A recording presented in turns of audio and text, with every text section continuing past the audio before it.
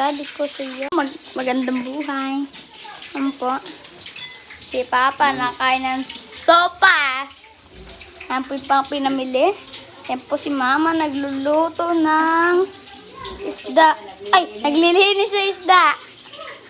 Si Ate po nagluluto ng fried chicken. Yan po. Ito po ang aming mga isda. Ayan. Ayan pa po ang aming labas. Napakainit. Ayan po. Napakainit po sa amin. Ayan. Napakainit. Ayan po tindahan. Oh. Tindahan. Pasok po tayo sa loob. Ito po si Ate Christy. Ang daming nililigpit. Ayan po. Ang dami pong nililigpit.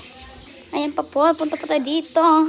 Yan po ang aming sala at ang aming kwarto. At ito po ang aming pinapalamig paggabi. Yan, salamat po.